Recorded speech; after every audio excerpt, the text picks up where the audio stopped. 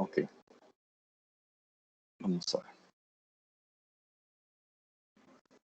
Bien, ustedes saben muy bien que el metabolismo de carbohidratos tiene que manejar una concentración adecuada de glucosa en sangre para que llegue la glucosa a todos los tejidos, ¿no? Porque si no llega a todos los tejidos, por supuesto, no existiría la vida celular, porque la glucosa es la principal fuente de energía.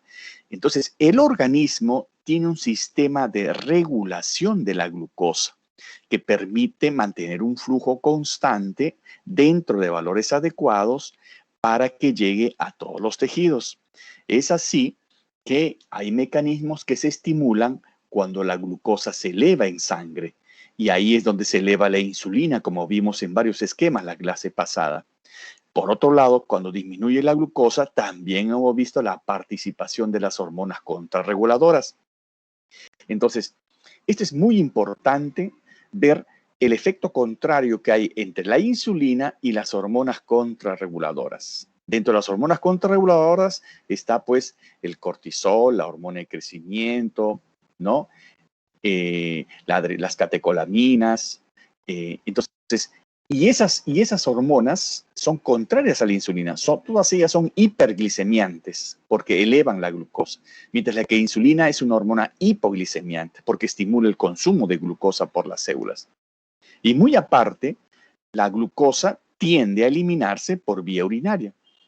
Se elimina una cantidad normal por vía urinaria que no es cualitativamente detectable, pero si uno lo cuantifica, sí detecta glucosa en orina, pero una cantidad que es menospreciable, porque toda la glucosa que se filtra generalmente se reabsorbe por transporte tubular, que llega a ser hasta 300 miligramos por minuto.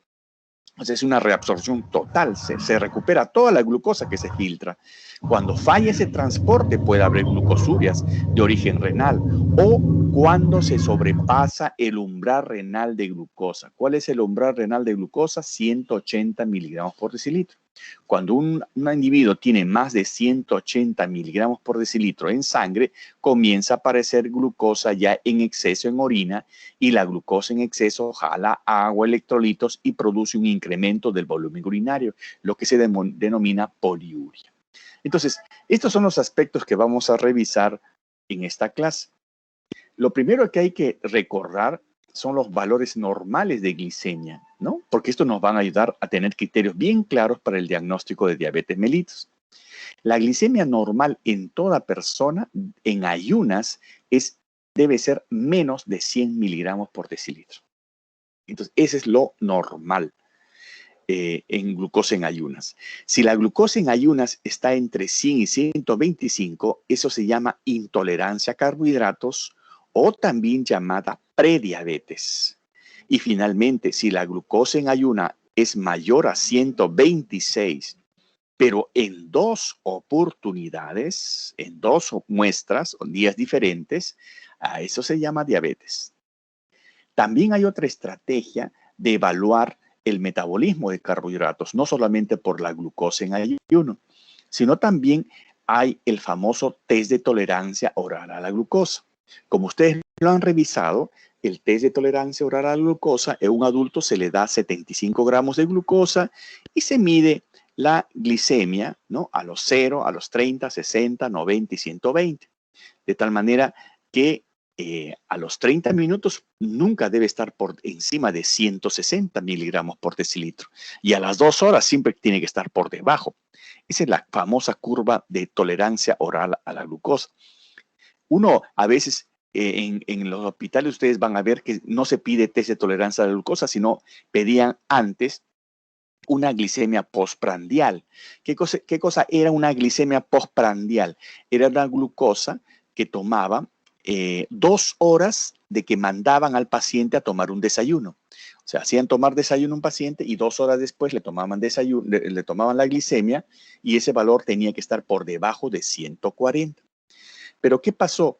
Ese no era un método estandarizado, porque no todas las personas pues ingieren la misma cantidad y volumen de carbohidratos en un desayuno. De esta manera que de ahí surgió la idea de hacer un test de tolerancia abreviado, que es la glicemia postprandial, ¿no? La glicemia post-ingesta de 75 gramos de glucosa. ¿Qué cosa es la glicemia post-ingesta de 75 gramos de glucosa? Simplemente al paciente se le saca una muestra de sangre basal, se le hace ingerir 75 gramos de glucosa y la siguiente muestra es inmediatamente a las 2 horas. O sea, a las 2 horas solamente son 2 muestras, la basal y 2 horas después de haber ingerido 75 gramos. Es como si fuera un test de tolerancia bastante más corto y es más práctico porque se da una cantidad de carbohidratos estandarizado, ¿no? De tal manera que eso está más sistematizado y permite pues valorar que ese valor a las 2 horas siempre esté por debajo de 140. Recuerden, cada vez que ingerimos alimentos o ingerimos carbohidratos, se eleva la glucosa normalmente por encima de 100. Es una hiperglicemia, pero es una hiperglicemia postprandial que remite a las 2 horas porque siempre está por debajo de 140. Si a las 2 horas está entre 140 y 199, eso se llama intolerancia a carbohidratos o prediabetes. Y si está más de 200 y asociado a síntomas de diabetes, eso ya es el cuadro clínico, pues total. También hay una estrategia que es tomar la glucosa en cualquier momento del día. Eso se llama glicemia al azar o glicemia casual. En cualquier momento del día, si la glucosa está más o mayor o igual a 200 miligramos y tiene síntomas, eso ya es el cuadro de diabetes, ¿no? Entonces, en toda glicemia casual, la glucosa siempre tiene que estar por debajo de 200, ¿no? En la que se toma en cualquier momento del día, ¿no? Ya sea que toma desayuno, ya sea 10 de la mañana, 11, es una glicemia casual o glicemia al azar. Entonces, estas son las estrategias de cómo valorar la concentración de glucosa en sangre. ¿Alguna pregunta acá? ¿Preguntas? No, no. Bien, entonces, ¿cómo se regula el metabolismo de carbohidratos? Ya prácticamente hemos visto algo con la regulación enzimática, ¿no? Porque las vías metabólicas tienen enzimas alostéricas que permiten acelerar o inhibir una vía metabólica, ¿no? Y ahora lo que vamos a revisar con mayor profundidad es la regulación hormonal. Fíjense ustedes y para que recuerden que el metabolismo se regula por disposición de los sustratos en el interior de la célula, por concentración de sustratos, por la actividad hormonal, por la misma función enzimática. ¿Y por qué mecanismo? Por represión de enzimas, por retroalimentación, por alostería, que son mecanismos que ustedes recuerdan que han visto en cinética enzimática, ¿no? En represión, ¿no? El producto reprime el producto reprime al sustrato, ¿no? Y así A produce B, B produce C, C produce D, D produce E, pero E reprime a D, el exceso de D reprime a C, el exceso de C reprime a B. Eso es represión.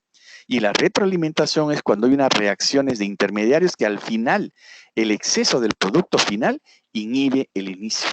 Esos son efectos de retroalimentación.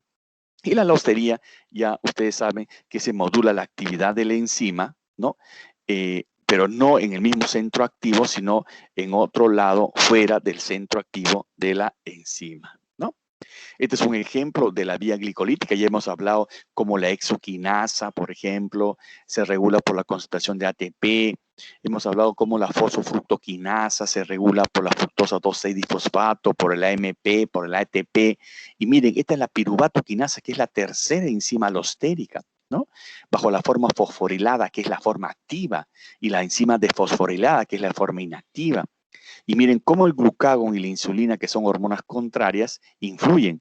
En el caso de la insulina, activa la piruvatoquinasa, por eso facilita la oxidación de glucosa. Por otro lado, el glucagón inactiva la piruvatoquinasa, por eso es que no facilita la oxidación, sino facilita la vía contraria a formar glucosa, es decir, la vía que permite gluconeogénesis. Y a nivel del ciclo de Krebs también sucede lo mismo, ¿no? Como diferentes metabolitos regulan, en este caso, a la piruvato deshidrogenasa, ¿no? Y miren acá, la acetilcoenzima, el NAT reducido, el ATP, ¿no? Inhiben a la enzima que convierte piruvato acetilcoenzima, ¿no? Y el AMP elevado, por supuesto, acelera la conversión de piruvato a acetilcoenzima, ¿no? Y así podemos dar una serie de ejemplos en el esquema, ¿no? Ustedes pueden ver la isocitrato de deshidrogenasa potenciado por los niveles de ADP, ¿no? E inhibido por el NAT reducido. O el alfa-cetoglutarato de deshidrogenasa, inhibida por la succinilcoenzima A, inhibida por el NAT reducido, ¿no? En la idea de que la producción de NAT reducido o la producción de ATP significan riqueza energética. Y al haber riqueza energética, eso le da a la célula su capacidad para ya no producir más, ¿no? En cambio, la necesidad energética está dada por el NAT oxidado o también más preponderantemente por el ADP, que es el precursor del ATP. Esas son las condiciones por las cuales se activa o inhibe, ¿no? Acá ustedes tienen la malato deshidrogenasa inhibida por el NAT reducido. Y de esta manera es que se condiciona inhibición del metabolismo en una célula que está repleta de energía o aceleración del metabolismo cuando una célula está ávida o necesita energía. Bien, no se vayan a ahogar, ¿no? La regulación hormonal implica un poco más. Acá tenemos la insulina y las hormonas contrarreguladoras, ¿de acuerdo? Entonces, en este aspecto hay que recordar que la insulina se secreta en las células beta del páncreas, como ustedes saben, y su efecto principal son estos. Aumenta la entrada de glucosa en el músculo, aumenta la captación de glucosa en el hígado, es una hormona anabólica, estimula la síntesis de glucógeno en el hígado y en el músculo, ¿no? Es una hormona que permite la utilización de glucosa, por eso que aumenta la glucólisis hasta la acetilcoenzima A en el hígado y en el músculo. Aumenta la síntesis de grasa, ¿no? Aumenta la síntesis de triglicéridos. Así como aumenta la síntesis de glucógeno, aumenta la síntesis de triglicéridos. Y es una hormona, por eso, anabólica por excelencia, ¿no? Y disminuye la degradación de glucógeno, porque lo que favorece no son las vías catabólicas, sino las vías anabólicas, ¿no? Y acá ustedes pueden ver cuál es la enzima diana, la enzima que dirige cada función, ¿no? En el caso de la entrada del músculo, el transportador. En el caso de la entrada del hígado, la glucoquinasa. En el caso que estimula la síntesis de glucógeno, la principal enzima, la glucógeno sintetasa. O cuando estimula la glucólisis hasta acetilcoenzima, especialmente la fosfofructoquinasa o la piruvato deshidrogenasa, que finalmente la convierte el piruvato en acetilcoenzima, la síntesis de ácido graso que vamos a hacer la otra semana, o la síntesis de triglicéridos con la lipoproteína lipasa. Y lo mismo inhibiendo a lo que degrada el glucógeno, fosforilasa, que degrada el glucógeno. Entonces, ustedes tienen acá el efecto de la insulina y el mecanismo por el cual produce ese efecto. Graficado acá, vean ustedes que la insulina es tremendamente importante como factor que estimula el anabolismo en todos los tejidos. Una sustancia importante que es muy difícil a veces de medir es la insulina, por supuesto, pero y la insulina producida en el cuerpo, su vida media es de 5.2 minutos, ¿no?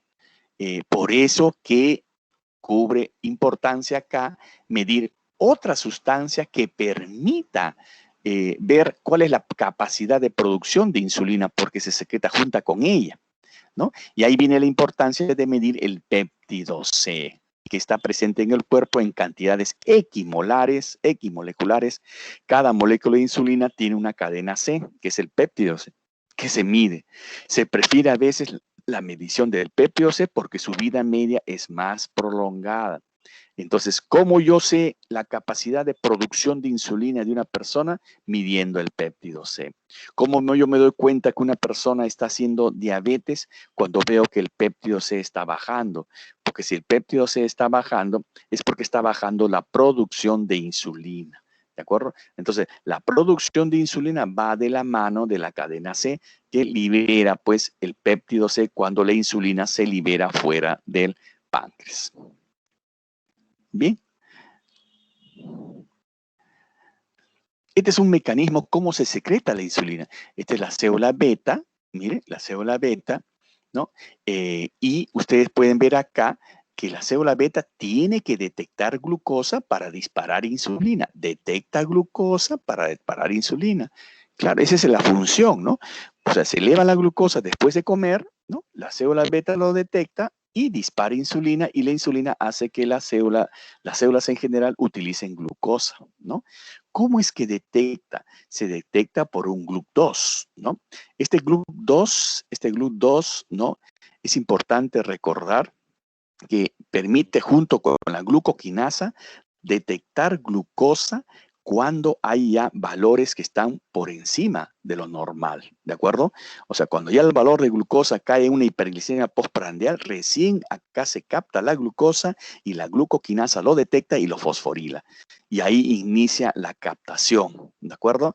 Entonces, ¿eso qué quiere decir? Que la glucoquinasa, al igual que en el hígado, cumple un papel importante porque tiene un Km grande que le permite solamente detectar glucosa, permitir el uso de la glucosa cuando el valor es ya alto, lo que sucede en la hiperglicemia postprandial.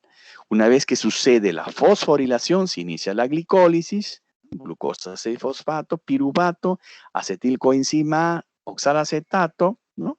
Se liberan los electrones, ¿no? Hacia la cadena respiratoria, ¿no? Y como consecuencia de la activación del ciclo de Krebs y junto con la cadena respiratoria se produce ATP, ¿no es cierto?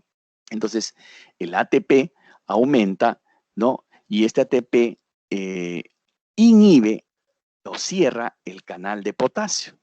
Entonces, el potasio ya no sale, se cierra el canal de potasio y esto produce una despolarización de membrana. Esta despolarización de membrana realiza la apertura del canal de calcio. El calcio entra al citosol y el calcio que ingresa al citosol estimula la liberación de insulina. Entonces, miren cómo la captación de glucosa y que ingresa por sus vías metabólicas universal, la vía glicolítica, activa el metabolismo, activando el ciclo de Krebs y la cadena respiratoria, aumenta el ATP, el incremento del ATP cierra el canal de potasio, se realiza la despolarización de membrana, se abre el canal de calcio, aumenta el calcio citosólico y se libera la insulina. En conclusión, capta glucosa y se libera insulina para que contrarreste la hiperglicemia postprandial.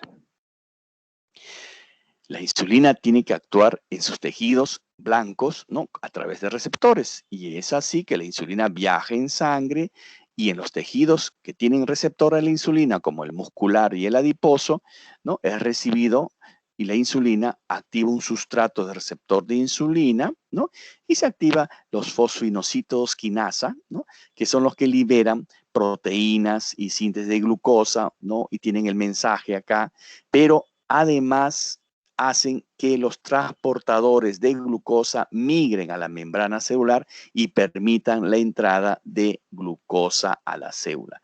Entonces, la insulina influye sobre el receptor, se despierta una cascada que permite la entrada de glucosa a la célula.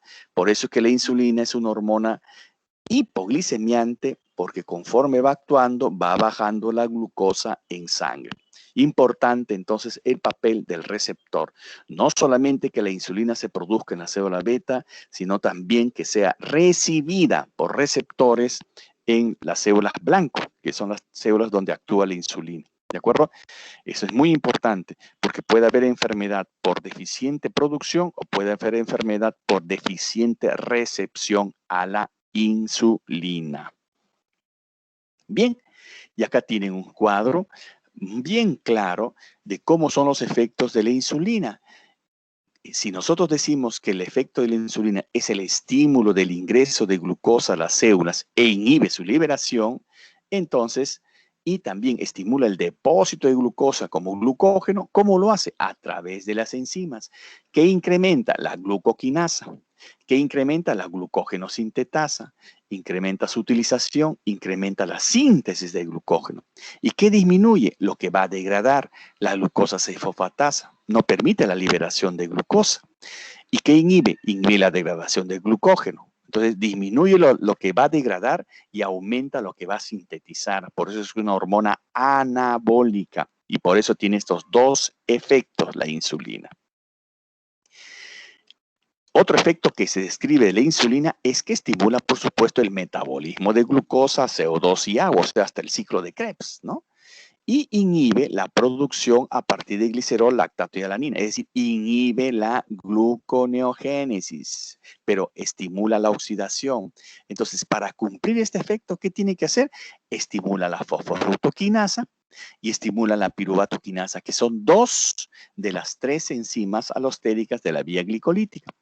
Y inhibe a las enzimas de la gluconeogénesis. ¿Cuáles son? La fructosa 1,6-difosfatasa, la piruvato carboxilasa y la fosfenol-carboxiquinasa. Entonces, inhibe a la gluconeogénesis y estimula la oxidación. Esos son los efectos a través de las enzimas que tiene la insulina. Bien, además hay otros efectos a nivel electrolítico como que estimula el ingreso del potasio a las células. Ese es un potente efecto que tiene la insulina. Inhibe la salida del calcio intracelular, induce el aumento intracelular de magnesio y fosfatos inorgánicos. Es importante recordar ese transporte de glucosa, ¿no? Por difusión facilitada. Las membranas celulares son impermeables a la glucosa. Se requiere siempre la existencia de un transportador, como les comenté en la clase pasada, para el ingreso de glucosa a la célula. Existen diversos transportadores de glucosa. Los más conocidos se agrupan en dos, ¿no? Transportadores ligados a sodio, que le hemos comentado especialmente en el intestino, y los otros que son transmembrana, ¿no? El GLUT1, GLUT2, 3, 4, 5, ¿no? Y otros más que hemos comentado y que tienen distinta especificidad de sustrato y cinética diferente, ¿no? Distribución propia en tejido, roles funcionales diferentes, están codificados por 5 genes distintos. Esto es más o menos un cuadro que grafica la importancia del transportador y cómo están distribuidos en los diferentes tejidos, ¿no? Y con sus características. El GLUT1, que está ampliamente distribuido y que está en el cerebro, eritrocitos, células endoteliales, que es un transportador constitutivo, ¿no? El GLUT2, que está en el riñón, en el intestino, en el hígado, en la célula beta pancreática, ¿no? Que es de baja afinidad, ¿no? O sea, que requiere alta concentración para activarse. Rol de sensor de glucosa en los islotes de Langerhans que hemos comentado. El GLUT3, que también se encuentra en las neuronas. Miren, GLUT1 y GLUT3, es que el cerebro tiene que adaptarse, tiene que asegurarse si hubiera bajas concentraciones de glucosa, porque es un tejido glucodependiente, la placenta, y es un transportador de alta afinidad, el GLUT3. El GLUT4, que está distribuido en el músculo estriado, miocardio y adipocitos, ¿no? Y es el transportador que responde a la insulina, el GLUT4. El GLUT5, que está en el intestino, en el riñón, cerebro, adipocito, músculo estriado, y es el transportador de fructosa por excelencia, como dijimos, ¿no? Muy baja afinidad para glucosa, y esto pues está en bajas cantidades en el cerebro también, como les mencioné la vez pasada. Bien, entonces con respecto a la secreción de insulina, pues hay que señalar que hay diversos factores que estimulan la secreción de insulina, no solamente es la glucosa, la fructosa puede ser, ¿no? En menos intensidad. Los aminoácidos, los ácidos grasos, los cuerpos cetónicos, agonistas beta-2 adrenérgicos, agonistas colinérgicos, la estimulación vagal, la prostaglandina, la pancosmina, la secretina, la sulfoniluria, que son drogas, el glucagón. Y las que inhiben es la propia insulina, que inhibe su producción, los beta bloqueadores, diuréticos, el diazóxico, que es un medicamento, los agonistas alfa-adrenérgicos, la somatostatina, la colchicina, la deoxiglucosa y la manoeptulosa con la vagotomía, que es un procedimiento que ustedes van a ver más adelante en su práctica profesional en algunas circunstancias. Entonces, la insulina es la principal hormona anabólica en el organismo. Si está deficiente, viene la catástrofe metabólica, porque ya no hay anabolismo, se desencadena el catabolismo, se destruye todo el edificio. Por eso es que aumenta la glucogenólisis, aumenta la gluconeogénesis, aumenta la proteólisis, aumenta la lipólisis. y aumenta la cetogénesis porque aumenta la lipólisis. Entonces, estas son las consecuencias bioquímicas que se dan frente a la deficiencia de insulina. Esto trae pues consecuencias metabólicas porque la glucosa se acumula en sangre, ¿no? Y al acumularse en sangre se acumula, se elimina con mayor cantidad en orina y produce una diuresis osmótica y por lo tanto deshidratación, ¿no? Se movilizan aminoácidos, se moviliza grasa y al movilizarse grasa se producen los cuerpos cetónicos que vamos a explicar en las próximas clases. Entonces, esto es lo que sucede en las consecuencias cuando hay deficiencia de insulina. Bien, ¿alguna pregunta ahí?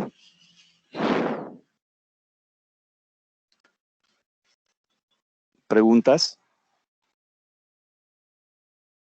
Ninguna. Ya. Ahora, veamos ahora con respecto a las hormonas contrarreguladoras. Ahí está el glucagón en la cabeza.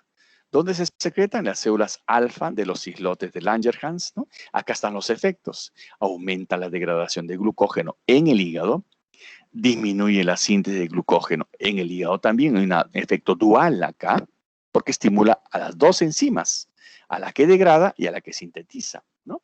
Entonces varía la concentración de glucógeno. Disminuye la glucólisis hasta acetilcoenzima A. ¿Por qué?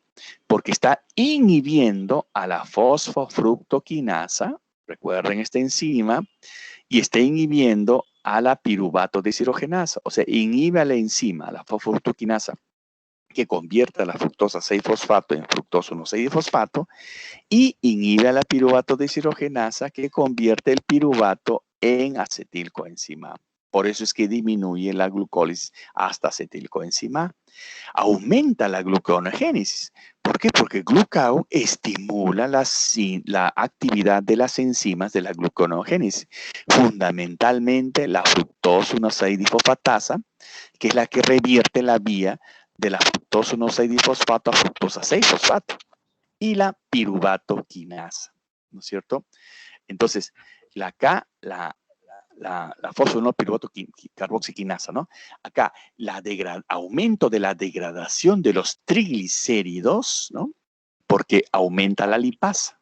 Estos son los efectos, ¿no? Totalmente contrarios a la insulina. El glucagón, por eso es que se despierta cuando la glucosa baja en sangre. Al aumentar el glucagón, ¿no? Aumenta la gluconeogénesis y los aminoácidos se convierten en glucosa. El glicerol se convierte en glucosa para liberar glucosa hacia el cerebro, ¿no es cierto? Entonces, eso es lo que sucede cuando la glucosa va bajando en sangre. El organismo toma de la mano otros intermediarios para tratar de formar glucosa que no viene de la dieta o porque la glucosa está bajando en sangre, para que sea utilizado principalmente por el tejido nervioso central. Bien, acá ustedes pueden ver a manera comparativa cómo es el caso del glucagón, la adrenalina y la insulina, ¿no es cierto? Cómo se captura la glucosa, ¿no? El aumento de captura de glucosa por la adrenalina, cómo aumenta la glucogenogénesis, o sea, la glucogénesis, ¿no? Acá no hay efecto y la adrenalina sí, ¿no? Aumenta la glucogenólisis, ¿no? Acá cómo es la captura de glucosa, el aumento de lipogénesis y el aumento de la disminución de lipólisis en el tejido graso. Acá como el glucagón aumenta la lipólisis, la adrenalina también aumenta la lipólisis. Y en el hígado, como la insulina estimula la glucogénesis, la lipogénesis y disminuye la gluconeogénesis, la hormona anabólica. En cambio, el glucagón y la adrenalina, mire, disminuye la producción de glucógeno, estimula la glucogenólisis, al igual que la adrenalina que estimula la glucogenólisis, estimula la gluconeogénesis, pero inhibe la glucogénesis, ¿no? Entonces, los efectos son contrarios. Por eso que estas hormonas son las hormonas contrarreguladoras. La insulina se secreta cuando hay hiperglicemia. La hipoglicemia, por otro lado, despierta la secreción de las hormonas contrarreguladoras.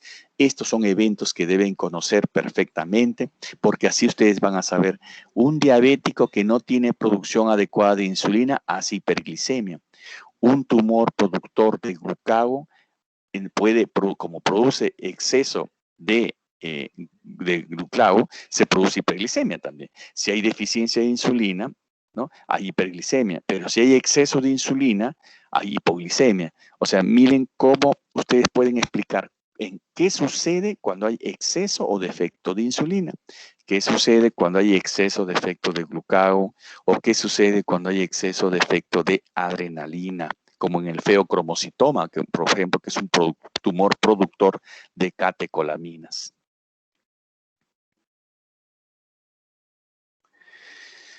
Bien, entonces, esto es muy importante que ustedes recuerden este balance que hay con respecto a la glucosa en sangre. Si incrementa la glucosa en sangre, se estimula la secreción de insulina. Hay un incremento en la circulación de insulina y esto permite la captación de glucosa por las células. ¿Esto qué ocasiona? Que disminuya la glucosa en sangre. Y por supuesto, favorece la energía metabólica, la síntesis de grasa, la síntesis de glucógeno, aumenta la energía, ¿no? Al disminuir la glucosa en sangre, ¿no? Esto también desencadena otros factores, estimula la secreción de glucagón. El glucagón estimula, aumenta la circulación en sangre y esto aumenta la glucogenólisis, entre otros aspectos, libera glucosa y contrarresta la disminución de glucosa. Entonces, son gráficamente lo más importante, cómo se regula la concentración de glucosa en diferentes circunstancias. Cuando hay hiperglicemia y cuando hay hipoglicemia. Cuando falla estos mecanismos, se produce la enfermedad. Por ejemplo, falla los mecanismos que incrementan la glucosa en sangre, ¿no? Y esto va a producir pues que la glucosa en sangre se eleve porque no hay insulina, ¿no? O sea, si no hay insulina, no hay quien contrarreste este incremento de glucosa en sangre.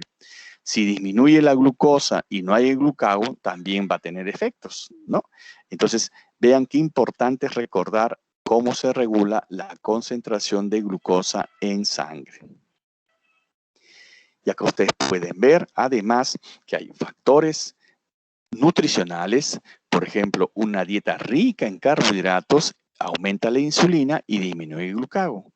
En cambio, una dieta rica en proteínas aumenta la insulina y aumenta el glucagón. Una dieta mixta aumenta la insulina y la concentración de glucagón es variable, ¿no? Entonces, miren, acá la idea es que nosotros como médicos debemos favorecer una dieta saludable que permita que nuestro cuerpo funcione de manera adecuada sin producir daño. Ya esto lo vamos a conversar, cuál sería una dieta más adecuada a lo óptimo. Y por supuesto los factores hormonales que hemos comentado y también hay otros factores gastrointestinales como las incretinas que salen desde el tubo intestinal y van a estimular la célula beta, ¿no? Estos son los dos, el polipéptido insulinotrópico, ¿no? El polipéptido insulinotrópico de glucosa y el péptido semejante al glucagón, ¿no? El péptido semejante al glucagón. Está el GIP y el GLP, que son incretinas que se incrementan conforme llega el bolo alimenticio al tracto intestinal. Estos salen y estimulan a la célula beta para que se produzca insulina. Por eso que estos medicamentos son en forma de medicamentos, se utilizan hoy en día en lo que se llaman análogos de incretina, es decir, sintetizando sustancias que se parecen a la incretina y actúan de la misma manera que ellas y estimulan a la célula beta para que produzca insulina en los diabéticos tipo 2, que tienen dificultad para producir la insulina en ese caso. Entonces, estos son todos los factores hablando globalmente. Bien, acá tenemos a las hormonas contrarreguladoras. Ustedes pueden ver acá el glucagón, la epinefrina, el cortisol, la hormona de crecimiento. Entonces, estas hormonas contrarreguladoras generalmente promueven ¿qué cosa? La degradación de glucógeno e inhiben la síntesis de glucógeno. ¿Cómo lo hacen? En base a estas enzimas.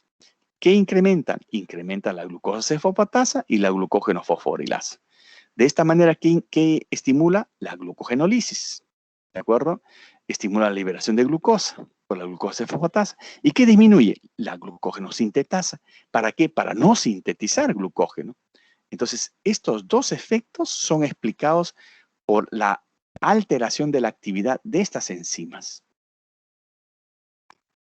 Del mismo modo, si estas hormonas contrarreguladoras inhiben la utilización de glucosa y promueven la gluconeogénesis desde el glicerol, ¿a quién van a incrementar? A las enzimas de la gluconeogénesis. Por eso es que esto tienen que recordar, porque son las enzimas clásicas de la gluconeogénesis.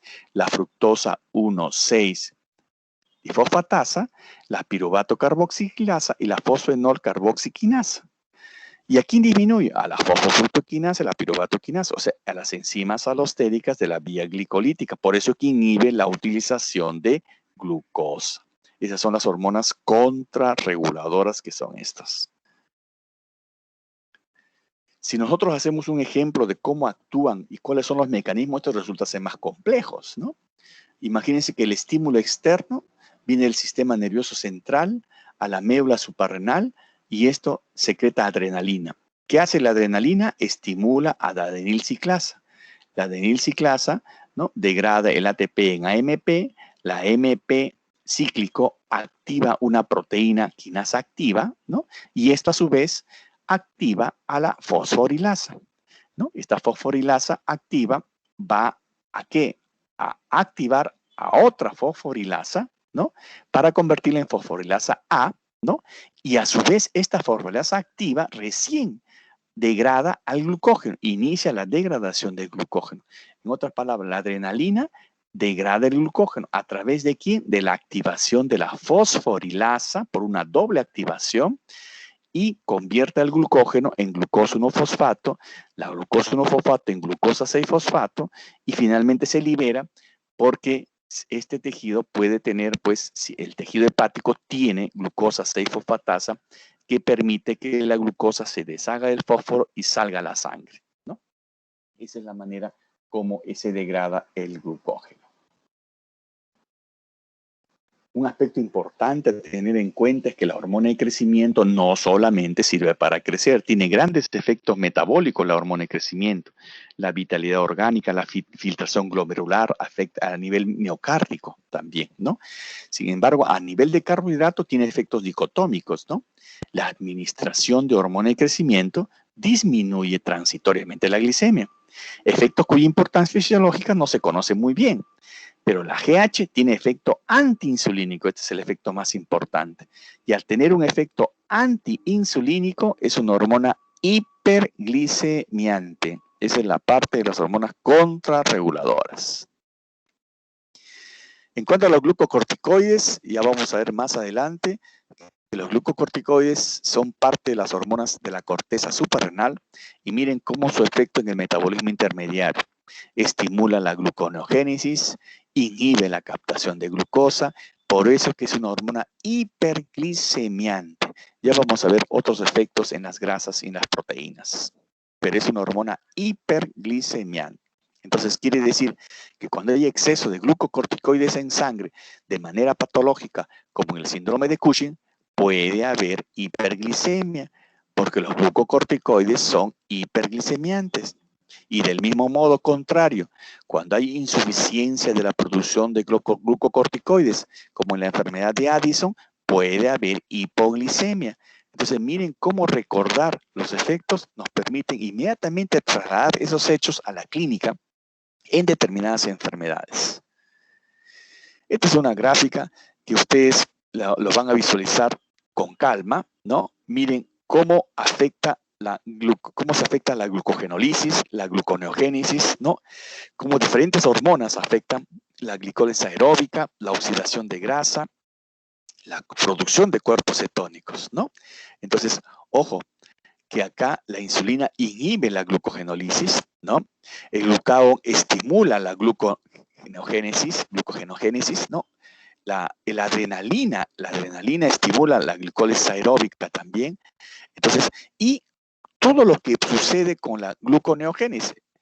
La insulina la inhibe porque es una hormona anabólica, el glucagón la estimula porque es la contraria, la adrenalina también la estimula, y con la lipólisis también sucede lo mismo con la insulina, el glucagón y la adrenalina. Esta es una gráfica para que ustedes vean en resumen cómo es el efecto general a nivel de las diferentes vías metabólicas. Ahí está la insulina, ¿no? Que es muy importante recordar, ¿no? Así como también sus otros efectos a otros niveles. ¿De acuerdo? Por eso es que inhibe la degradación, es que es una hormona anabólica por excelencia. ¿Ya? Es una hormona anabólica, inhibe la producción de cuerpos cetónicos también. En cambio, las hormonas contrarreguladoras producen lo contrario. Bien, ustedes ven en la etapa postprandial, miren la etapa postprandial, cómo la mayor parte de la glucosa viene, pues, ¿no? De los alimentos viene a partir del intestino, ¿no? La glucosa se distribuye, los ácidos grasos, es la etapa postprandial. Por eso que la única etapa que hay anabolismo al 100% en el ser humano es en la etapa postprandial, o sea, en la etapa que vas aproximadamente hasta 2 horas después de ingerir los alimentos. Esto es muy importante, ¿ya? En cambio, en la etapa de inanición o cuando ya no viene el aporte del intestino, miren cómo se moviliza de la reserva, es decir, se moviliza del tejido adiposo, se moviliza del tejido muscular. ¿Y qué se moviliza? Se moviliza sustratos para que el hígado los convierta en glucosa y sean utilizados por el cerebro, ¿no? O sea, elementos no glucídicos como el glicerol, aminoácidos, el lactato, van al hígado y en el hígado por gluconeogénesis se convierten en glucosa para que vaya fundamentalmente al cerebro, que es el tejido glucodependiente por supremacía, ¿no es cierto? Esto es para recordar el ciclo de Cori, que ya hemos comentado la vez pasada, el ciclo glucosa-lactato, lactato-glucosa, la interacción que permite el hígado formar glucosa a partir del lactato por este fenómeno de gluconeogénesis, ¿no? Y la glucosa-alanina, que también cuando se oxida la glucosa en el músculo, no solamente se produce el lactato cuando falta oxígeno, sino también se produce alanina. Alanina que sale a la sangre y en el hígado nuevamente va a formar glucosa para que esta glucosa sea nuevamente utilizada. Por eso se llama el ciclo glucosa-alanina. O sea, a partir de un aminoácido se forma pues glucosa. Ese es gluconeogénesis. Esta tabla nos demuestra pues qué pasa cuando una persona se somete a un ayuno con reservas relativamente constantes de glucógeno al inicio y solo ingieren sal, agua a largo plazo en el protocolo, ¿no? Miren, la fase 1. En la fase 1 la glucosa es de origen, ¿cuál es el origen de la glucosa? Sanguíneo, ¿no? El exógeno, porque viene de la dieta. ¿Qué tejido lo utilizan? Todos, porque hay glucosa para todo el mundo, porque es de la glucosa de la sangre que viene del intestino, ¿no? El principal combustible del cerebro es la glucosa. En cambio, en la segunda etapa, ya la glucosa ya no viene de la sangre, o sea, no viene del intestino, ¿no? Ya viene de la reserva, de la glucogenólisis, de la gluconeogenesis hepática. Ya no todos los tejidos utilizan glucosa, todos excepto el hígado, músculo y tejido adiposo, en menor proporción, ya va variando. Pero la glucosa sigue siendo el principal combustible. Se aleja más y entra en un ayuno más prolongado, ya la gluconeogénesis hepática cobra más importancia que la glucogenólisis. Y en este caso, ¿cuáles son los tejidos que utilizan glucosa? Todos, excepto el hígado, músculo y tejido adiposo, que va en una proporción entre el 2 y el 4, intermedio. Pero el principal combustible sigue siendo la glucosa. Cuando llegan a la etapa 4 del déficit de aporte de carbohidratos, miren, la gluconeogénesis hepática y renal ya incrementa en gran intensidad.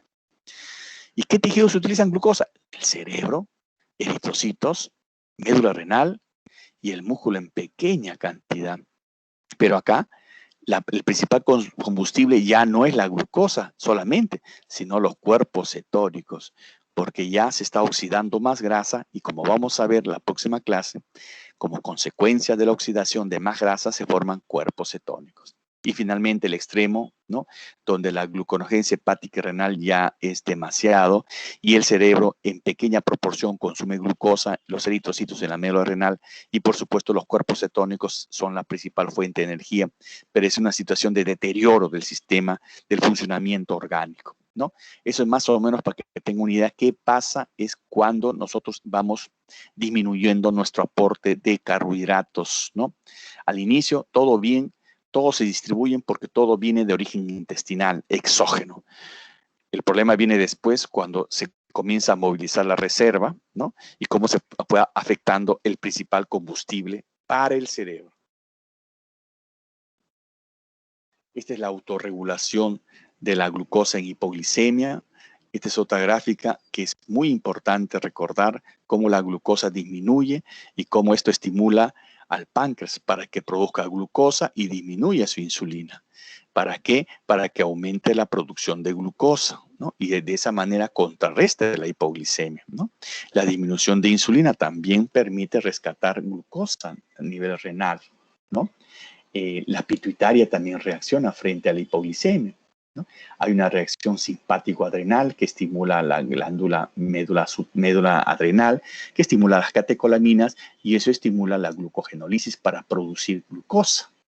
Del mismo modo, la hormona de crecimiento tiene los mismos efectos, al igual que la ACTH, que aumenta el cortisol, y el cortisol también estimula la gluconeogénesis y tiene un efecto antiinsulino. Entonces, todo lo que ocasiona la hipoglicemia con el único objetivo de que por mecanismos gluconeogénesis o glucogenolíticos se permita proveer de glucosa, ¿no? De tal manera que se mantenga una glucosa dentro de rangos normales y se asegure el aporte de glucosa hacia los tejidos, especialmente glucodependientes. Acá está otro esquema, miren, niveles elevados de glucosa, ¿no? Acá altos de glucosa y cómo esto promueve la liberación de insulina, ¿no? Para bajar la glucosa, ¿no?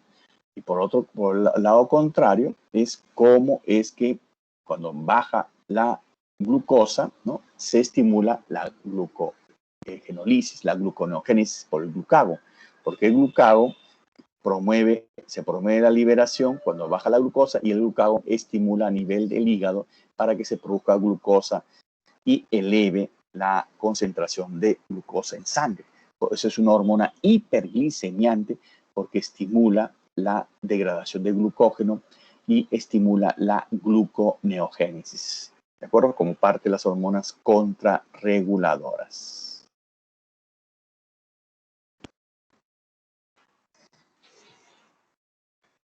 Esto también es en el mismo mensaje, como la glucosa disminuye, y fíjese en el páncreas, disminuye la glucosa, disminuye la insulina, aumenta el glucagón. A nivel del sistema nervioso central, la médula adrenal, la epinefrina. Y miren los efectos en el hígado, en el músculo, en el riñón, ¿no? Con el objetivo de ¿qué? De aumentar la producción de glucosa y corregir la hipoglicemia, ¿de acuerdo? A partir inclusive de elementos no glucidos, o sea, a partir de gluconeogénesis.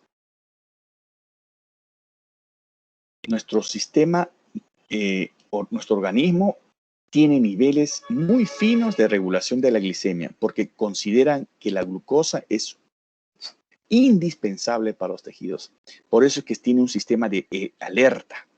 Por eso es que nosotros cuando vamos bajando nuestro nivel de glucosa en sangre, al comienzo todo está bien, pero cuando baja ya por debajo de 60 miligramos por decilitro, y hay signos sutiles neurológicos como hambre, se libera el glucagón, se liberan las hormonas contrarreguladoras. Cuando ya llega a 50 puede haber sudoración, temblor. Cuando esté en 40, letargia, convulsiones, coma, ¿no? O puede dañar el cerebro cuando esté en niveles muy bajos de glicemia. Es decir, los niveles disminuidos de glucosa desencadenan signos de alerta que hace que el individuo normalmente lo corrija comiendo, ¿no? Pero el problema es cuando ese individuo no está pues en su estado de salud adecuado y eso puede provocar hipoglicemia también, ¿no? Bien, ¿alguna pregunta? ¿Una pregunta hasta acá? ¿Preguntas?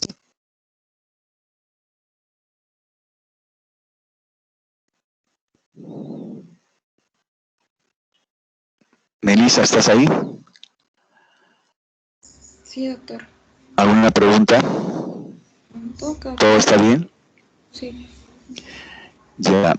Esta es una gráfica de gluconeogénesis hepática que ya les había mencionado anteriormente, ¿no? Miren cómo la glucosa disminuida desencadena, pues, que se activen la degradación de proteínas, de glucógeno.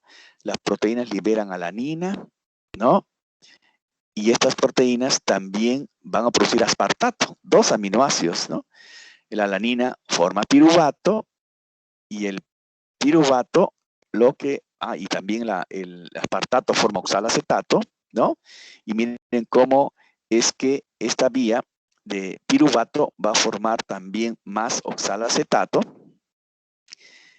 y el oxalacetato forma fosfenolpiruvato. Es decir, hay una desviación. La alanina forma piruvato, pero el piruvato no puede formar fosfenolpiruvato. Por eso se desvía de esta manera, ¿no? Se desvía de esta manera para formar oxalacetato y formar fosfenolpiruvato. Una vez que forma fosfenolpiruvato, ya es más fácil formar la fructosa 1,6-fosfato. Ahí actúa la fosfatasa y forma fructosa 6-fosfato, glucosa 6-fosfato, se defosforila por la glucosa 6-fosfatasa y se recupera la glucosa hacia la sangre, ¿ve? Y se repleta glucosa. Se acumula glucógeno. ¿Listo?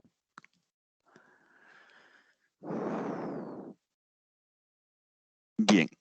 Entonces, esa es la parte que queríamos comentar el día de hoy. ¿Alguna pregunta, Melissa?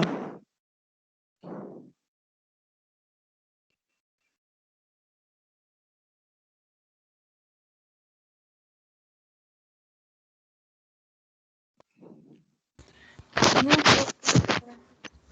Ninguna, doctor. Bien. Entonces, eso sería todo. Ya nos comunicamos. Ya les dejé el tema de práctica para la siguiente semana, perfil lipídico, ¿ya? Los tienes, Melissa, ¿ya? Lo de partes.